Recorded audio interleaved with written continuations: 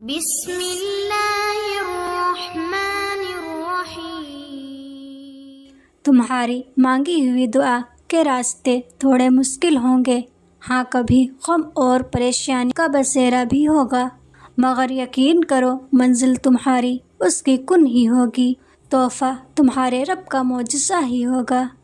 دعائیں ناممکن چیزوں کے لیے ہی ہوتی ہیں جو تمہارے مقدر نے تم سے دور کر دیا ہے، جن کے ملنے کی امید تم کب کے چھوڑ چکے ہو، کیا پتہ تمہاری دعائیں ہی تم تک اسے لے آئیں، اور ایسا بالکل ممکن ہے۔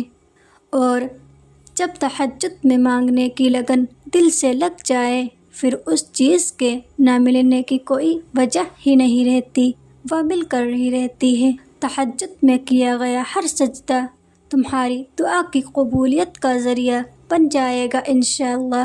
تہجد کے وقت جو بھی خیال دل میں آئے اس کا قبول ہونا لکھا ہوتا ہے۔ تہجد کے وقت ایسی کوئی چیز نہیں جو مانگنے سے نہ ملی ہو۔ سنو، اللہ کی مدد آنے والی ہے، جو تم نے چاہا ہے اسے پانے کے لیے تیار ہو جاؤ۔ وہ جو عرش پر جا کر تہلکہ مچا دیتی ہے وہ ہوتی ہے تہجد کی دعائیں۔ وہ جو اللہ سے مانگنے سے پہلے ہی قبول ہو جاتی ہیں وہ ہوتی ہیں تہجد کی دعائیں۔ اور جب اللہ کی مدد تمہارے لیے آئے گی تب تمہارے آنسو، تمہارا تڑپنا ایسے خوشیوں میں بدلتا نظر آئے گا کہ تم حیران رہ جاؤ گے۔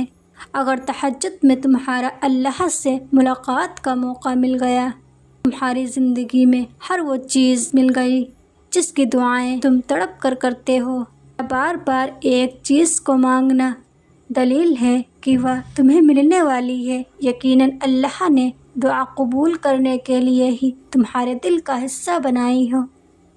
اداس تم کیوں ہوتے ہو؟ مایوس وہ ہوتے ہیں جو اللہ کو جانتے نہیں کہ وہ ناممکن کو ممکن بنانے پر قادر ہے۔ جب تمہارا حوصلہ، تمہارا صبر آخری اس مقام پر ہوتا ہے جہاں سب کچھ ہار کر بے بسی کے علاوہ کچھ نہیں دکھائی دیتا، تو میرا اللہ اپنی غیب کی مدد سے تمہارے لیے راستے پیدا کر دیتا ہے۔ وہ تمہارا صبر ضائع نہیں ہونے دیتا۔ بس یقین رکھو، جس بات پر تم نے صبر کیا اس کا اللہ کے یہاں بہت بڑا مقام ہے۔ اللہ تیار کر رہا ہے تمہارے صبر کا صلہ۔ تم جانتے ہو تمہارے صبر کا صلہ کیسے تم تک پہنچایا جائے گا۔ جب بھی تم کوئی چیز سوچو گے اللہ تعالیٰ اسے پورا کر دیں گے۔ جب تہجد کے سجدوں میں سکون ملنے لگے تو سمجھ لینا اب تمہاری کوئی چیز ادھوری نہیں رہنے والی، وہ جلد ہی تمہیں ملنے والی ہے۔ جو دعا تہجد تک لے آئے، کچھ تو آگے قبول نہ ہونے کے وسوسے دل میں نہیں آنے دینا، کیونکہ جو مانگا ہے وہ تمہیں مل کر ہی رہے گا۔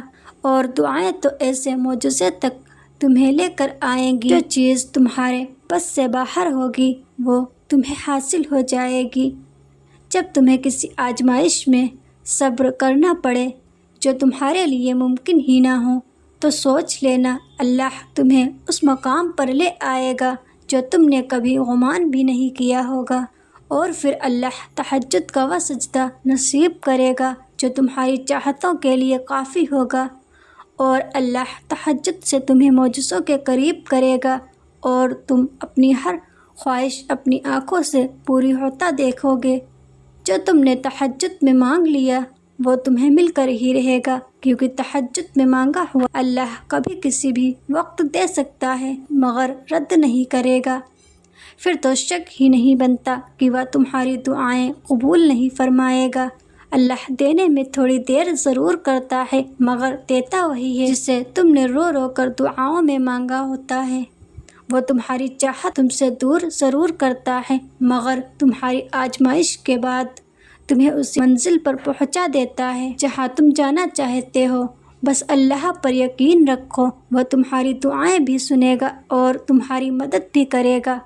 اس کے ہاتھ میں تو ایک ہی پل میں معجزہ کرنا ہے، تو کیوں پریشان ہوتے ہو؟ یقین جب اللہ کی ذات پر ہو تو ڈر کیسا، جس نے اب تک تمہارا ساتھ نہیں چھوڑا، جو اتنا تم سے پیار کرتا ہے، بھلا تمہاری چاہت کو تم سے ملوا سکتا ہے۔ یقین رکھو وہ ایسا معجزہ کرے گا کہ تم حیران ہو جاؤ گے، کیونکہ اللہ بہت مہربان ہے۔ میں بہائے گئے آنسو اللہ کچھ ہی پل میں خوشی کے آنسوؤں میں بدلنے پر قادر ہے۔